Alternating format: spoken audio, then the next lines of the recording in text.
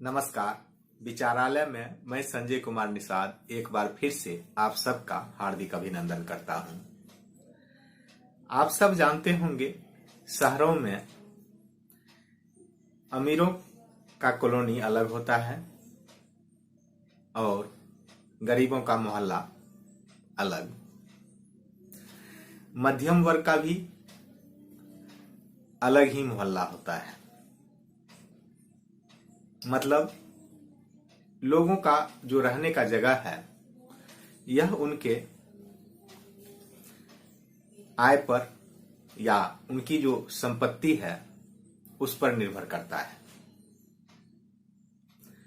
कभी सोचने का प्रयास किए हैं, एक ही शहर में जो जमीन जायदाद की कीमत है वह अलग अलग क्यों होता है? उसमें काफी अंतर रहता है।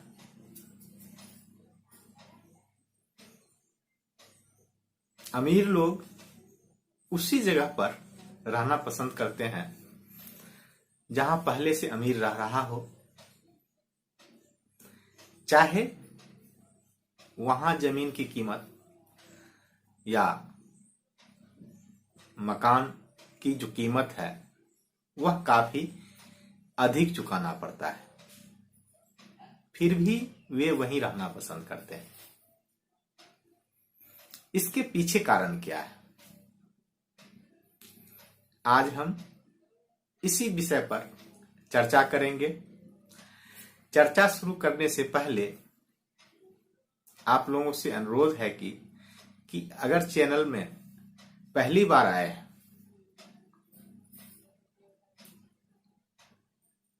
तो मेरे चैनल को सब्सक्राइब अवश्य कर लें।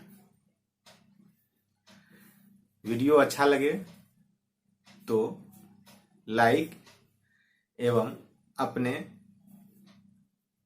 मित्र या परिवारजनों के साथ शेयर भी अवश्य करें। कई बार हम लोग आम जीवन में भी देखते हैं और इससे हमारे बारे में दूसरे लोगों को पता भी चलता है जब हम बातचीत करते हैं।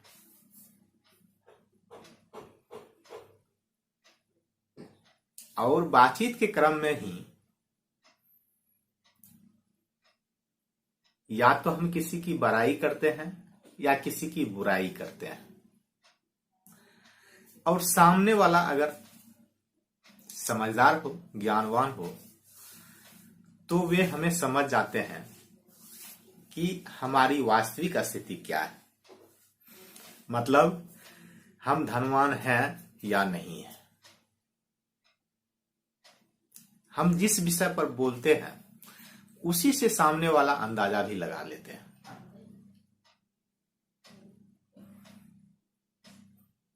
ज्यादातर मामलों में धनवान लोगों का जो क्रियाकलाप है वह गरीब लोगों से एकदम भिन्न होता है।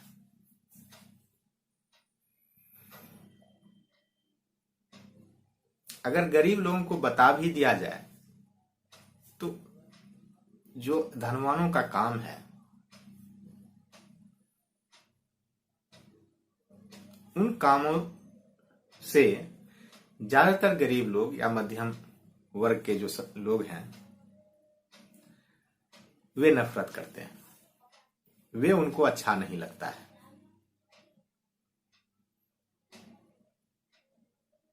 पहली बात तो बड़ाई या बुराई से कैसे अंदाजा लगाएं?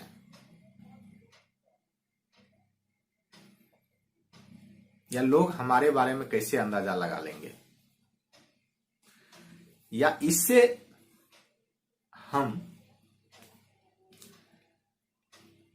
धनवान बनने का जो पैटर्न है उसको कैसे हासिल करते हैं, या धनवान नहीं बनने का जो पैटर्न है उसमें कैसे बने रहते हैं। मैं बार बार और इसी बात को लगातार कह रहा हूं कि असल में हमारे सोचने का, हमारे विचार करने का जो पैटर्न है, उनकी जो कंडीशनिंग हो रखी है, उसी के कारण हम वहां हैं जहां हमें होना चाहिए या जहां हम हैं। मतलब जैसी हमारी कंडीशनिंग हुई है उसी तरह के हम हैं।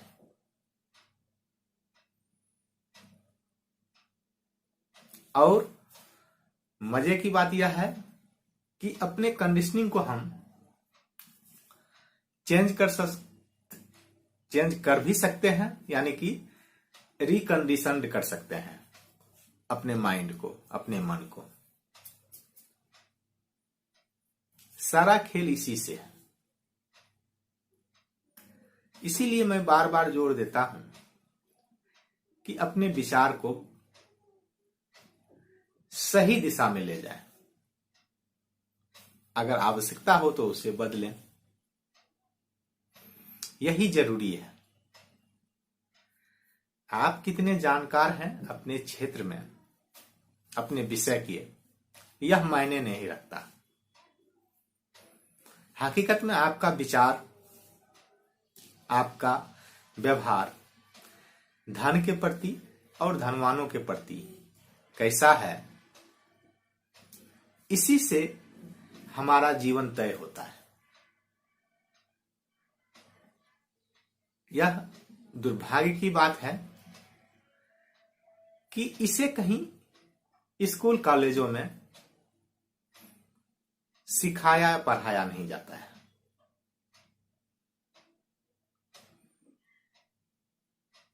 यह कह सकते हैं कि कुछ लोगों का यह पैतृक संपत्ति की तरह है।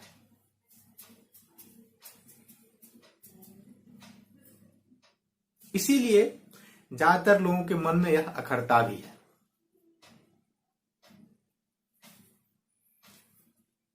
समाज में, परिवार में हम लोग सुनते हैं, या आजकल आम चर्चा हो रही है इस बात की सोशल मीडिया में भी, कि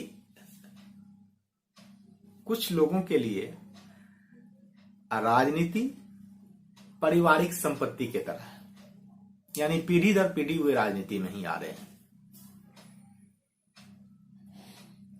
इसमें गलत भी नहीं है। हम द्वेष इसलिए रख रहे हैं या हम निंदा इसलिए कर रहे हैं कि हम हकीकत को नहीं समझ पा रहे हैं। उनका माइंड कंडीशनड है, वे उस क्षेत्र में सफल हो सकते हैं, वह उनकी पारिवारिक संपत्ति है। इसी तरह धनवान बनना भी पारिवारिक संपत्ति है।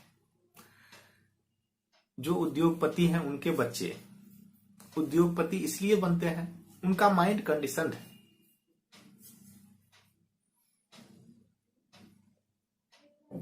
अपवाद कहीं भी हो सकता है, उस पर तर्क वितर्क करने की आवश्यकता नहीं है।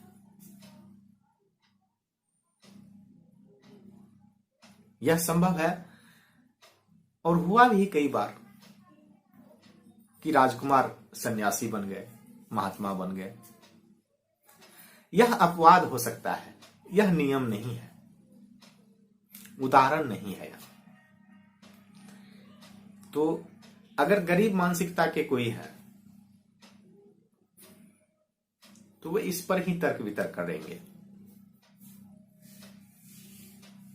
लेकिन अगर धनवान बनना है तो इस बात को समझना पड़ेगा।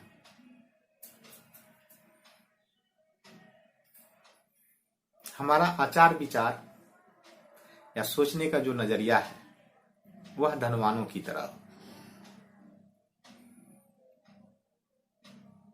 चाहे हमारे पास जिस भी विश्वविद्यालय का डिग्री हो, यह बहुत ज्यादा मायने नहीं रखता है। इसीलिए तो बहुत ऐसे लोग भी हैं जो काफी कम पढ़े लिखे हैं और करोड़पति अरबपति हैं। वे लोग स्वीकार करते हैं कि कई ऐसी वजह रही है जिनके कारण वे पढ़ाई को बीच में ही छोड़ दिए या छोड़ना पड़ा या पढ़ाई पूरी नहीं कर सके। लेकिन फिर भी वैचारिक रूप से वे धनवान रहे हैं, इसीलिए धनवान बने भी। गरीब और मध्यम वर्ग वैचारिक रूप से ही गरीब और मध्यम वर्ग है, इसीलिए वे वहां हैं। और इस बात को वे स्वीकार भी नहीं करना चाहते हैं। उससे बताने का प्रयास किया जाए, वे या यूं कहा जाए उनका जो मन है वह प्रतिरोध करता है। अगर कमजोर शब्दों में कहा जाए तो झगड़ा करने के लिए तैयार रहता है, क्योंकि उनको लगता है कि वे बहुत ज्यादा पढ़े लिखे हैं। या वास्तव में सही भी होता है, फिर वे किसी का क्यों सुनेंगे? वे किसी का नहीं सुनते हैं। और अक्सर ऐसे लोगों का उठना बैठना भी उसी तरह के लोगों के साथ होता है, यानी संगति भी अपने जैसे लोगों के साथ होता है। और दूसरी तरफ वे हमेशा अंदर से जलते रहते हैं कि इतना ज्ञानवान होने के बावजूद भी या इतना पढ़ा लिखा होने के बावजूद भी वे अभाव में जी रहे हैं। कहीं न कहीं दोषी वे अमीर लोग हैं।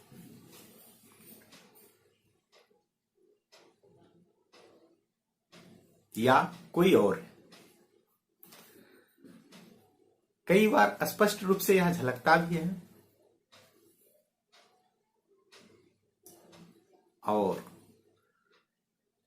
इससे विस्तृत रूप भी अगर देखें, ज्यादातर मामलों में लोग आंदोलन करना शुरू कर देते हैं कि हमारा हक कोई और ले रहा है, हम अपना अधिकार लेकर रहेंगे। ज्यादातर लोगों को लगता है कि उनका हक यानी उनके हिस्से का बहुत कुछ कोई अनधिकृत रूप से छीन रहा है, यानी कि नाजायज तरीके से ले रहा है। और बहुतों को यह सही लगता है। यहां तक कि बड़े बड़े चिंतकों को या समाज सेवक, समाज सुधारकों को, बहुत लोगों को कि लगता भी है कि यह सच बोल रहा है। उनको अपने हिस्से का बहुत कुछ मिलना चाहिए। मैं इसी बात को बार बार कह रहा हूं कि सारी परेशानियों का यही बीज है। इसे मन में लगाइए, जहां वह विशाल पेड़ का रूप ले लेता है, फिर उसका कुछ नहीं हो सकता। वे अमूमन जहां हैं या तो वहीं बने रहेंगे या उसके बहुत पीछे चले जाएंगे। इस बात को स्वीकार करें तो अच्छा है, और नहीं स्वीकार करें तो सदियों से तो जो स्थिति है या जो देखा जा रहा है, जिस हालत में है ही। अगर दूसरा कोई तरीका हो इससे बाहर निकलने का,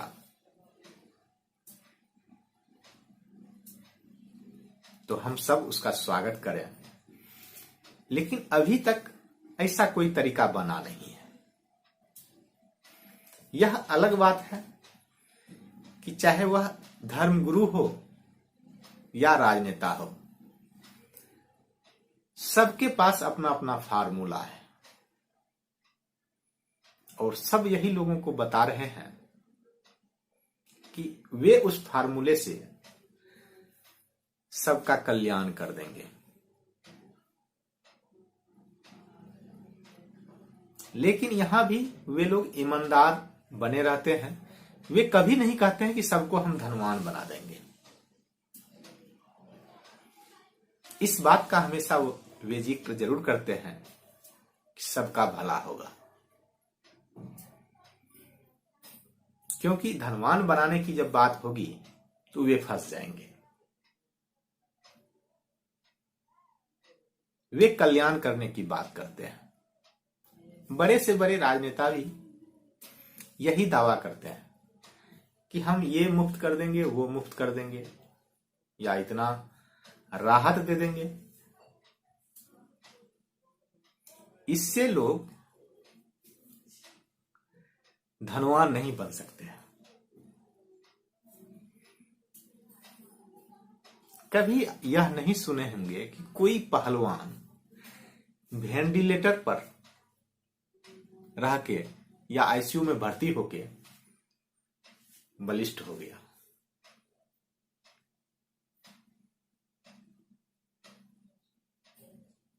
मेडिकल साइंस बहुत तरक्की कर चुकी है। बीमार को सही हालत में कर सकती है, उसके द्वारा सही हालत में लाया जा सकता है, चलने फिरने लायक, खाने पीने लायक।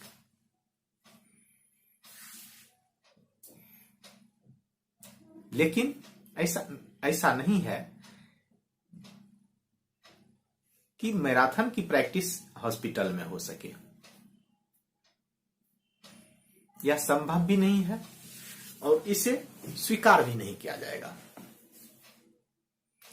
कि कोई शक्तिवर्धक दवा लेके दौड़ में हिस्सा ले ले या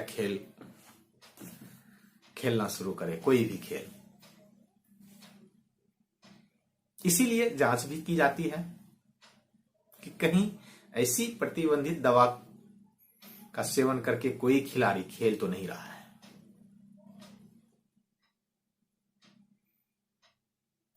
उसी प्रकार जीवन में भी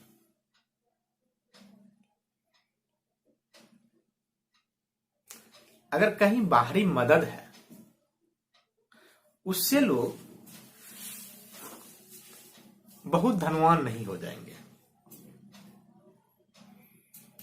उनका जीवन सुखमय नहीं हो जाएगा, हो ही नहीं सकता।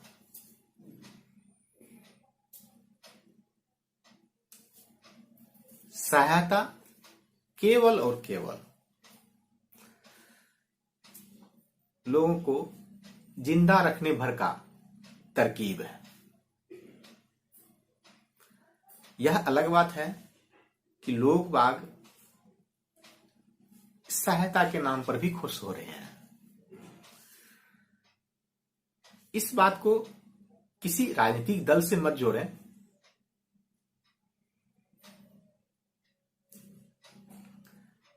वरना जो सकारात्मक पहलू है इस वीडियो का या मेरे बोलने का, उसका अर्थ ही बिगड़ जाएगा। हम कह क्या रहे थे, कर क्या रहे थे, और उसका परिणाम कुछ और निकल जाएगा। तो ऐसा मत सोचें कि मैं किसी भी सरकार या किसी भी राजनीतिक दल के पक्ष या विपक्ष में बोल रहा हूं। मेरे नजर में स्पष्टतः सभी दल, सभी सरकारें एक जैसा है और बिल्कुल सही काम कर रहे हैं इस मामले में कि लोगों को जो चाहिए वे लोगों को डिलीवर कर रहे हैं, मतलब लोगों को दे रहे हैं वही चीज। हो सकता है कुछ लोगों को यह बात सही नहीं लगे, वे हमसे सहमत ना हो, लेकिन सच यही है। तो इस मामले में मैं किसी सरकार को कभी भी दोषी नहीं ठहराता। वे कर वही रहे हैं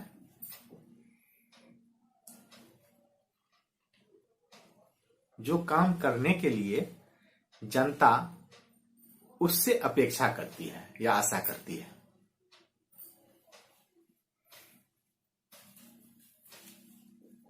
इस बात को समझ लें।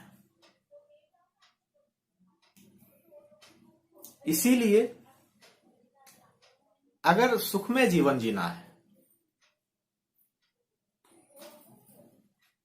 धनवान बनना पड़ेगा।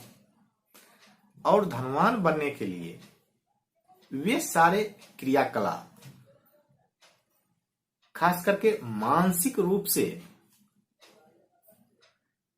जो मंथन होता है या हमारा जो विचार होता है, उसमें परिवर्तन लाना पड़ेगा, आंदोलन वहां करना पड़ेगा। सड़क पर आंदोलन करके कुछ हासिल नहीं हो सकता है। मैं इस बात को भी बार बार कह रहा हूं कई तरीकों से। सड़क पर बैठकर आंदोलन अगर हो सकता तो भारत के भी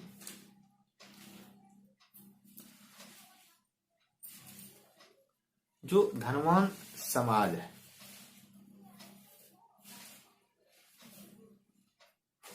वे सड़क पर ही आंदोलन करके धनवान बने रहते हैं। हाँ, यहां बहुतों को यह लगता होगा, या इस आज का जो चर्चा है लगभग उसी पर है, कि गरीब या मध्यम वर्ग के लोगों को लगता है कि जितने भी धनवान हैं वे कहीं न कहीं गलत तरीके से धन अर्जित किए हैं, और इसी कारण ये लोग धन से और धनवानों से दोनों से द्वेष भी रखते हैं, नफरत भी करते हैं। इसको ही चेंज करना है। इसको चेंज किए बगैर, इस सोच को बदले बगैर ना तो कोई धनवान बन सकता है, ना किसी का जीवन सुखमय हो सकता है। वे रात दिन जलते रहेंगे द्वेष में। और अब आते हैं आज का जो शुरू में मूल मुद्दा उठाया गया था, जो विचार था।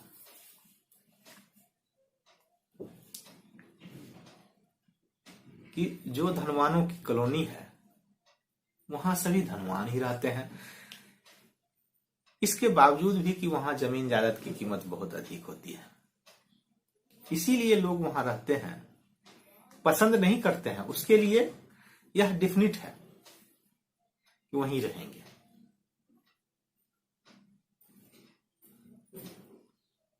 इसीलिए रहते हैं कि पड़ोसी द्वेष नहीं करेंगे, नफरत नहीं करेंगे उनसे।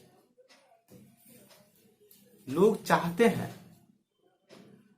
शहरों में कि हमारा पड़ोसी या हमारे मोहल्ला में सभी लोग धनवान हो।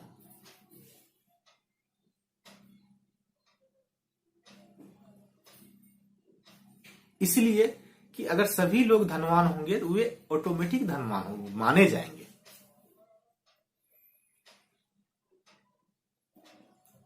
और सभी लोग धनवान होंगे तो कोई किसी से नफरत नहीं करेंगे, जलेंगे नहीं। हाँ, प्रतियोगिता कर सकते हैं कि उनकी इतनी संपत्ति है तो हम उनसे अधिक कैसे कमाएं, इस पर वे मंथन कर सकते हैं, सोच विचार कर सकते हैं। इसके विपरीत गरीब लोग चाहते हैं कि हमारा पड़ोसी भी तरक्की नहीं करे, हम उसे किसी भी तरह अपने से नीचे रखें। और ज्यादातर जो गरीब और मध्यम वर्ग के लोग होते हैं, गरीब तो शायद कम, मध्यम वर्ग में यह होड़ लगी हुई रहती है कि सामने वाले को नीचा कैसे दिखाया जाए, चाहे अपना पड़ोसी हो या मोहल्ला के कोई और हो या मित्र भी हो, उसको नीचा कैसे दिखाया जाए। कुछ लोगों का यही काम होता है, वे अपने आप को आगे नहीं बढ़ाना चाहते हैं, वे सामने वाले को नीचा करना चाहते हैं, पीछे करना चाहते हैं। यही मूल अंतर है धनी में और जो धनी नहीं है उसमें। जो वास्तव में धनी है वे कभी दूसरे धनिकों से या धन से द्वेष नहीं करेंगे, नफरत नहीं करेंगे, वे हमेशा उनकी प्रशंसा करेंगे।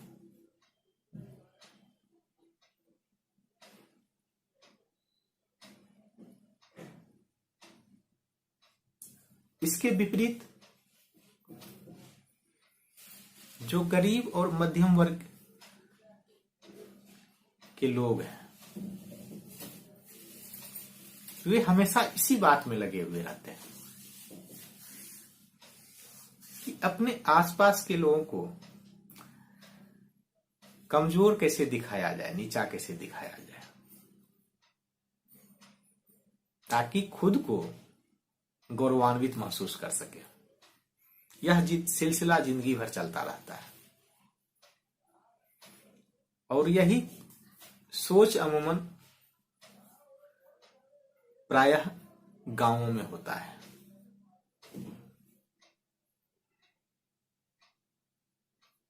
हालांकि लोगों की जो मानसिकता है वह अलग है। ज्यादातर लोगों का मानना होता है गांव के लोग सज्जन होते हैं, एक दूसरे से प्रेम भाव रखते हैं। हो सकता है कुछ मामले में यह सच हो, लेकिन जीवन के प्रत्येक क्षेत्र में यह सच नहीं होता है। हर किसी का यह अनुभव जरूर होता है कि उनको कहीं न कहीं परेशानी हुई है।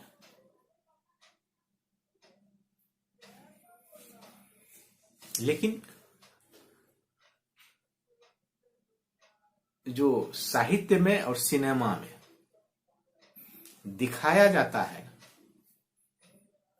या कुछ उपदेशक भी इस तरह से माहौल बनाए हुए हैं कि गांव के लोग सज्जन होते हैं, एक दूसरे से प्रेम करते हैं।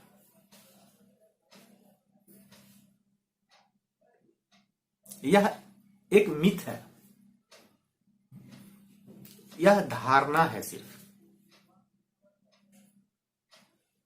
यह सच नहीं है। अगर सच होता तो प्रतिदिन लोगों का पलायन शहरों की ओर नहीं होता। इसके पक्ष में लोग यही कहेंगे कि गांव में रोजगार धंधे का अभाव है, इसीलिए लोग शहर पलायन करते हैं। लेकिन सच इसके विपरीत है। अगर लोगों की मानसिकता सही हो तो रोजगार धंधे वहां भी तैयार करने वाले लोग तैयार हो जाएंगे, बशर्ते तैयार करने वाले लोगों के लिए वहां जगह हो। जगह नहीं होता है, खास करके उन लोगों के दिल में। इस सच्चाई को स्वीकार करें। लोग बताते आ रहे हैं, यह अलग बात है, चाहे वह किसी भी लेवल के लोग।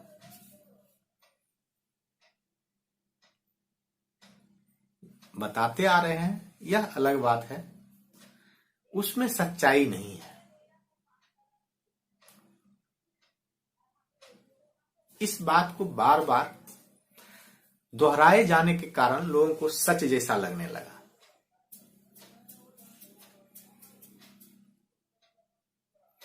वरना शहर और गांव के बीच जो फासला है वह इतना अधिक नहीं होता, खास करके आर्थिक मामले में। इसका वजह यही है।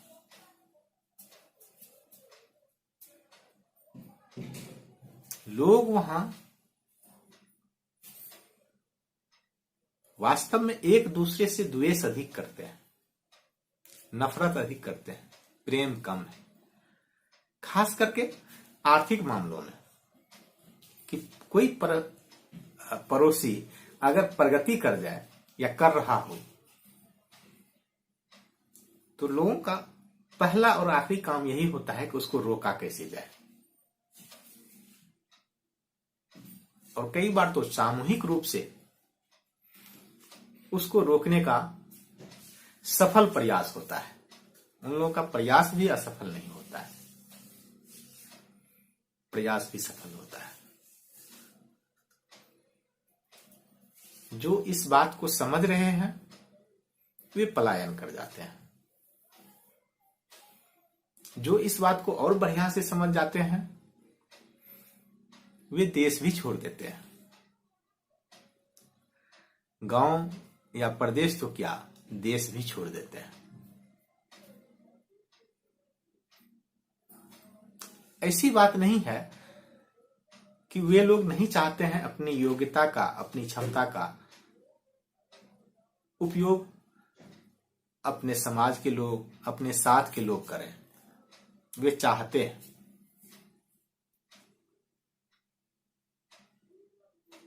लेकिन साथ वाले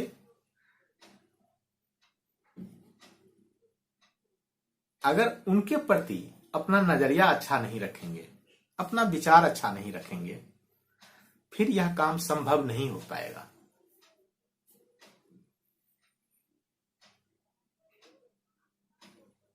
वे टिक वही पाते हैं फिर ऐसी स्थिति में जो लोगों को बरगलाना शुरू करते हैं।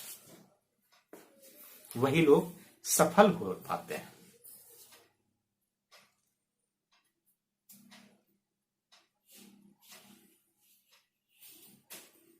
जो सारांश है या जो आज का मुख्य तथ्य है वह यही है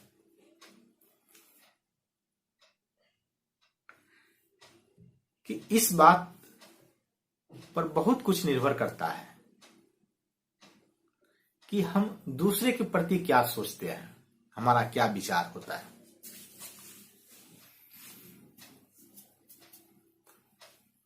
हम बड़ाई करते हैं या बुराई करते हैं तो किसका करते हैं,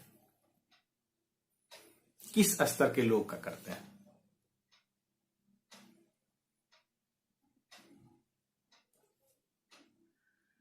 कई बार देखेंगे राजनीति में जो सर्वश्रेष्ठ पद होता है प्रदेश स्तर पर या राष्ट्र के स्तर पर, देश के स्तर पर,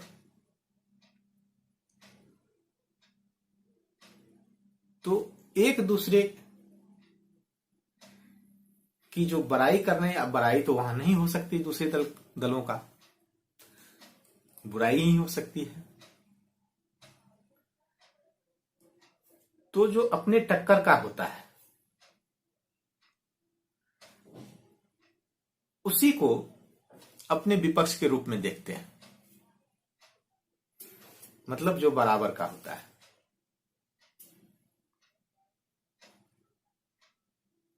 कमजोर का जो बहुत स्तर में नीचे है, उनकी बुराई भी नहीं करते।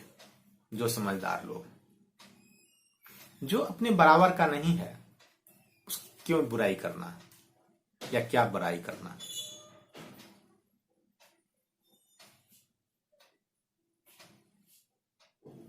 धन के मामले में भी यह सच है।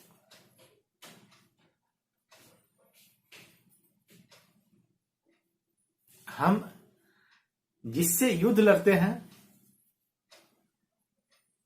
उसके बराबर के हो जाते हैं।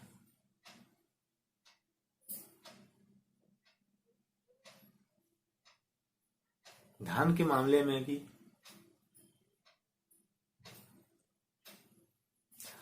हम जिनसे मानसिक रूप से प्रतियोगिता करते हैं, आर्थिक रूप से तो बाद में करेंगे।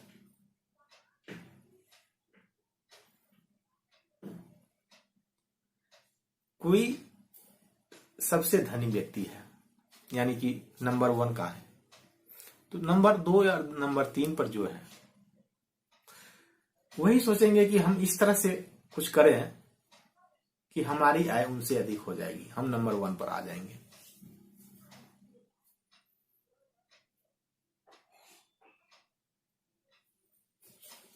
जो सबसे नीचे है वे मानसिक रूप से भी कभी प्रतियोगिता क्यों करेंगे। वे फिर इल्जाम लगाएंगे उस कि नंबर 1 वाले कहीं ना कहीं बेईमानी करके वहां पहुंचे हैं।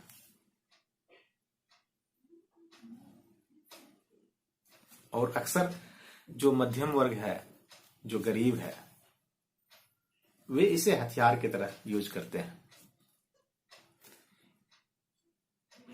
कि वे जीवन में पर्याप्त सफलता हासिल इसीलिए नहीं कर पाए या पर्याप्त धन का अर्जन इसीलिए नहीं कर पाए कि वे ईमानदार रहे। यह हकीकत नहीं है, यह सच नहीं है।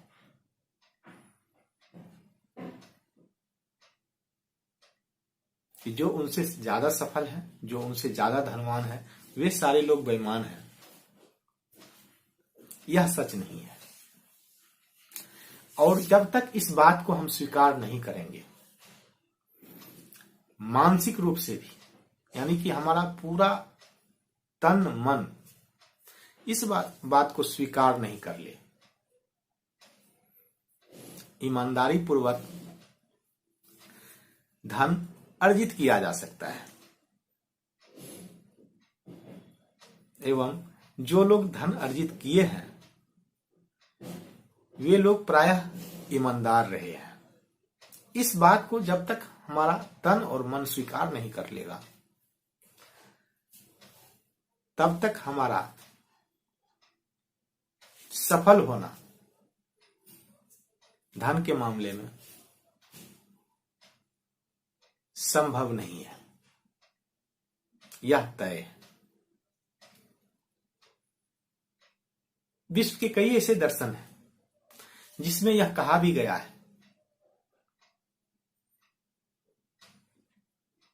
कि जो चीज आप पाना चाहते हैं उसको आशीष दें।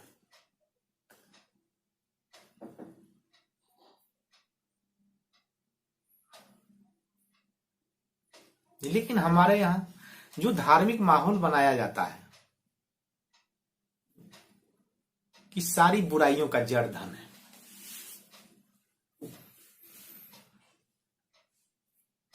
खुलेआम मंच से यह प्रवचन दिया जाता है।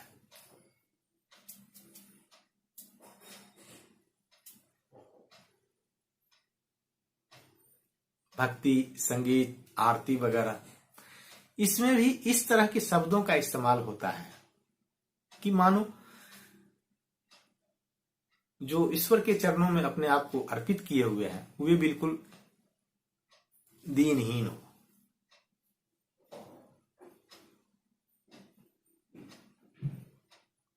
लोग उस तरह अपने आप को महसूस भी करते हैं। इसके विपरीत धनवान जो जाते हैं वे वहां भी सोचते हैं कि स्पेशल व्यवस्था हो उनके लिए, और होता भी है। और इससे भी लोग चिढ़ते हैं कि कम से कम भगवान के घर में भी तो भेदभाव नहीं हो, उनका वीआईपी दर्शन नहीं हो। कई बार आप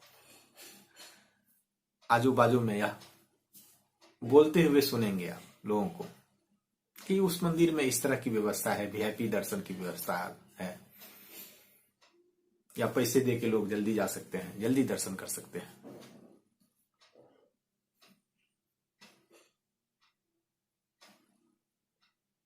इसको अनुचित ठहराना अनुचित है।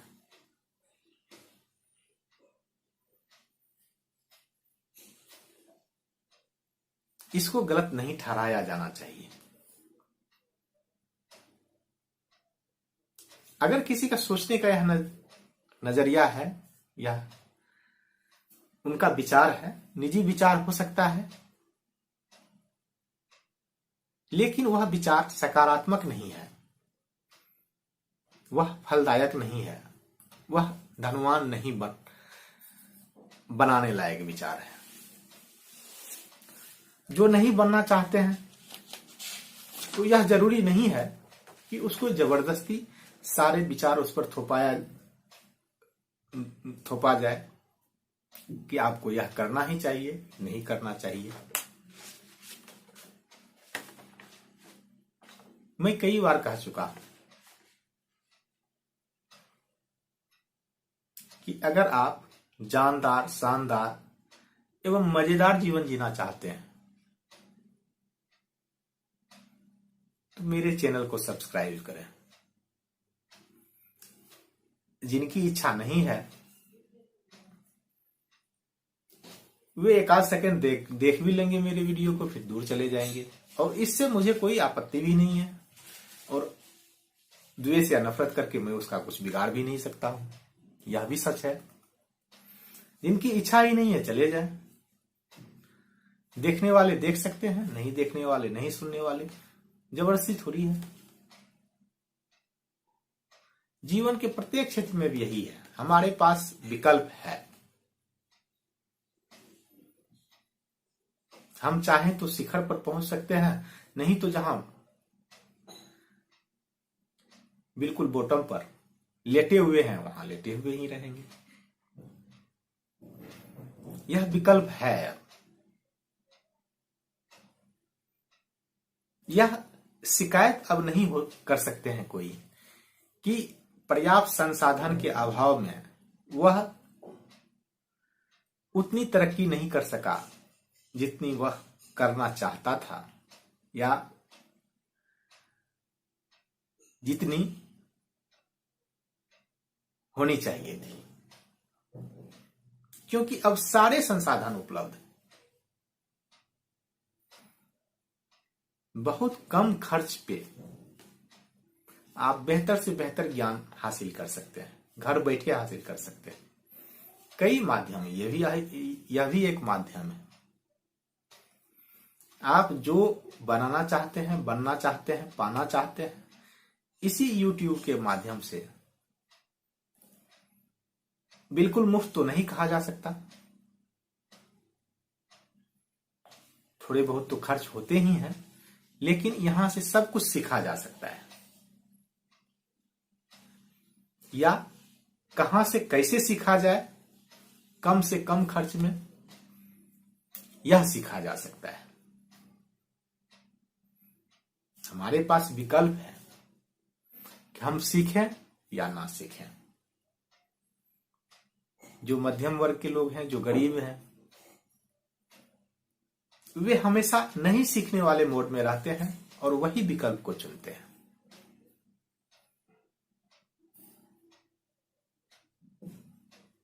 वे सारी परेशानियों को झेलते हुए भी जहां हैं वहीं अपने आप को बनाए रखना चाहते हैं, उसके लिए जबरदस्त प्रयास करते हैं।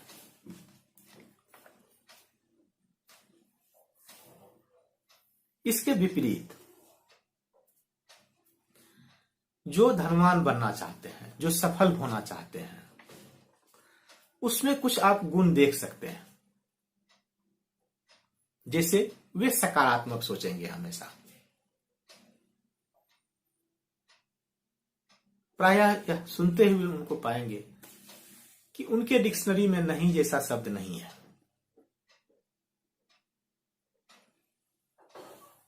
ठीक है, प्रयास कर रहे हैं। सफल होने का मतलब तो सफल होना होता है, लेकिन इस बात को नोट कर लें कि असफल होने का हमेशा मतलब असफल होना नहीं होता है। सफल होने का हमेशा मतलब सफल होना होता है, लेकिन असफल होने का हमेशा मतलब असफल नहीं होता है। असफल होने का दूसरा मतलब यह भी होता है ज्ञान हासिल करना, अनुभव हासिल करना, जानकारी हासिल करना, और कई मतलब होते हैं। इसीलिए जो सफल होना चाहते हैं वे सकारात्मक रहते हैं। दूसरा गुण विश्वसनीयता पर है।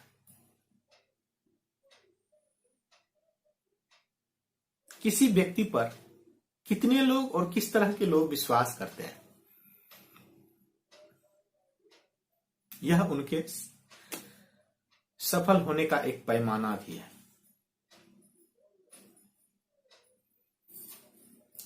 जिसे कई बार लोग बोलते हैं कि उनका साख बहुत बढ़िया है या रिपुटेशन बहुत बढ़िया है। कई ऐसी कंपनियां हैं सिर्फ उनके नाम पर उनका प्रोडक्ट बिक जाती है।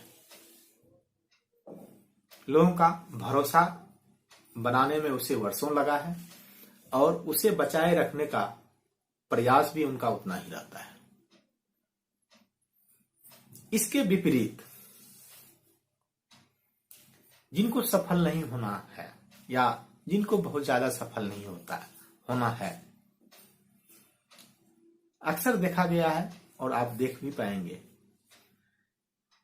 कि वह उस समय लोगों के साथ विश्वास खो बैठता है जब वह बिल्कुल सफलता के करीब करीब था।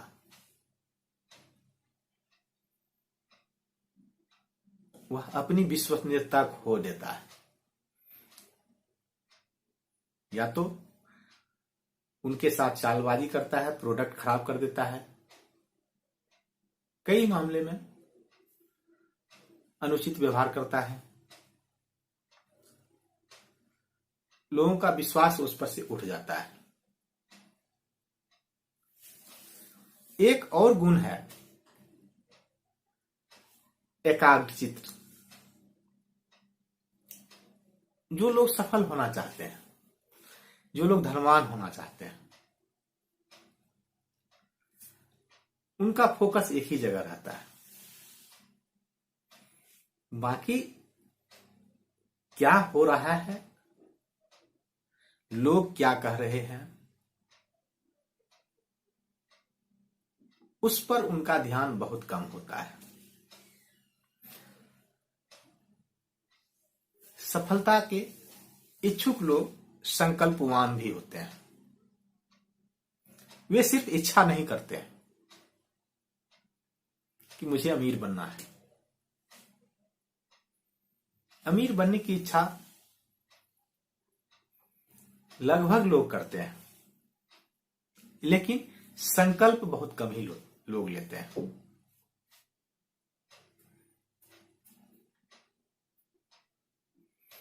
कई बार आप अनुभव किए होंगे, पूजा पाठ में भी संकल्प कराते हैं। जीवन में भी यही होता है। संकल्प इसीलिए कराते हैं पूजा पाठ के समय कि कोई विघ्न बाधा ना हो और जो यह काम करने जा रहे हैं यह पूर्ण करके ही हम उठेंगे। यही संकल्प।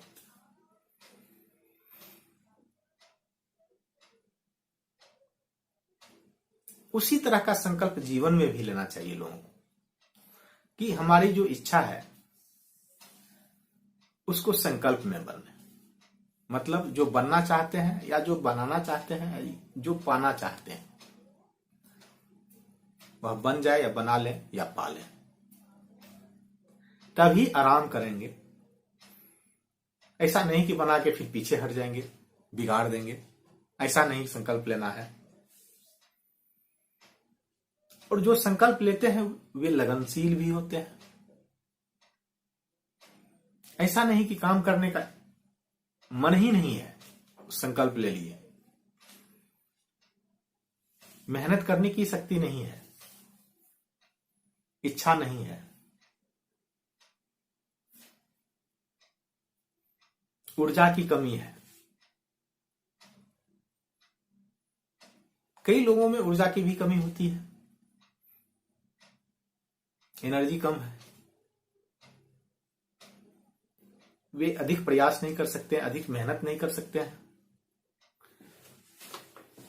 अधिक का मतलब जितना जरूरी है, जितना कर रहे हैं उतना से वहीं होंगे जहां है।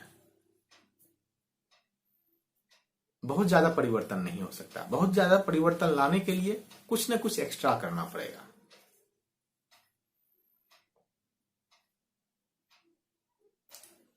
धनवान बनने का एक नियम यह भी है कि एक्स्ट्रा माइल चलने की आप में कुवत होनी चाहिए, काबिलियत होनी चाहिए, क्षमता होनी चाहिए। उस पर भी किसी दिन चर्चा करेंगे।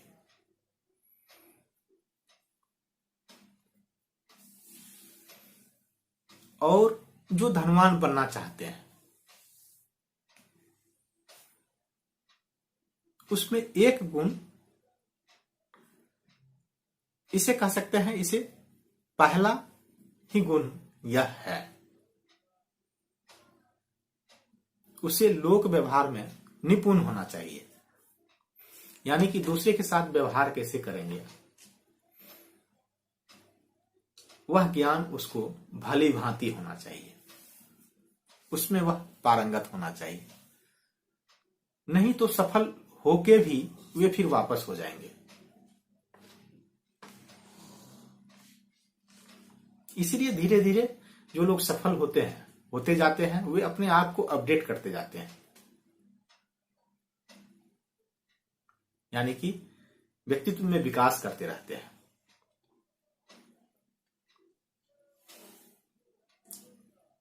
व्यक्तित्व में विकास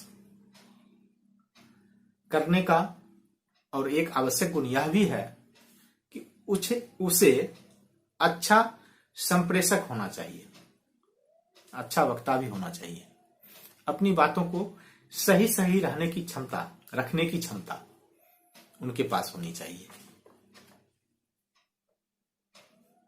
सही सही बात रखने का मतलब यह नहीं है कि उसे भाषा में, यानी कि ग्रामर में बहुत निपुण होना चाहिए। आप अपनी बात को रख रहे हैं और सामने वाला समझ रहा है, यह काफी है। सामने वाला समझ जाए यह जरूरी है। वैसा संप्रेषक होना चाहिए, वैसा वक्ता होना चाहिए। और थोड़ा बहुत बुद्धिमान होना ही चाहिए अगर आप अमीर बनना चाहते हैं तो। जो व्यक्ति अमीर बनना चाहते हैं, यह नहीं कि बहुत ज्यादा बुद्धिमान हो, लेकिन थोड़ा बहुत तो बुद्धिमान उसको होना ही चाहिए। और साथ ही साथ किसी भी फील्ड के वे मास्टर हों, किसी भी फील्ड के। कुछ नहीं करने आता है, अगर ढंग से बोलना भी आता हो तो भी लोग धनवान बन जाएंगे।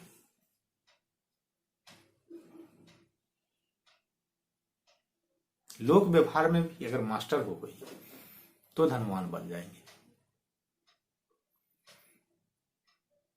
आप आम जीवन में भी देखेंगे, कई लोग उच्च शिखर पर पहुंच गए। किस दम पर?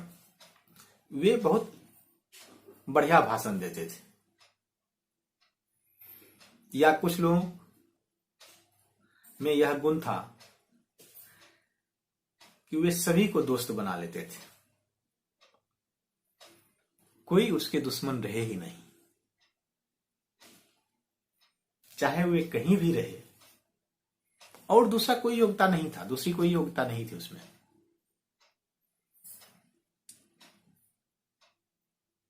यही योग्यता के दम पर उच्च से उच्च पद हासिल किए। राजनीति में कई लोगों को आप जानते होंगे, ऐसे नेता, अभिनेता, कुछ लोगों की आवाज बहुत दमदार होती है, उसी के दम पर वे बहुत बढ़िया कर लेते हैं। तो किसी भी क्षेत्र में अगर आप विशेषज्ञ हैं तो संभावना है कि आप चाहें तो अमीर बन सकते हैं, धनवान बन सकते हैं, बशर्ते उस ओर आप प्रयास करें।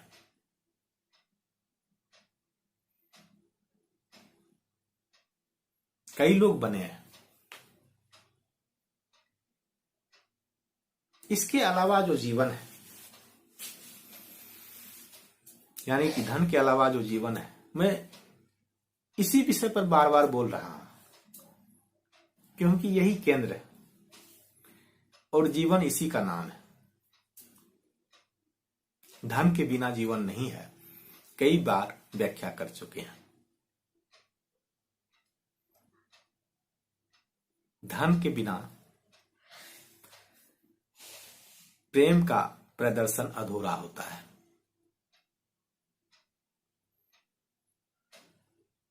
और धन के बिना आप ईश्वर की भक्ति भी नहीं कर सकते हैं, पूजा पाठ भी नहीं कर सकते हैं।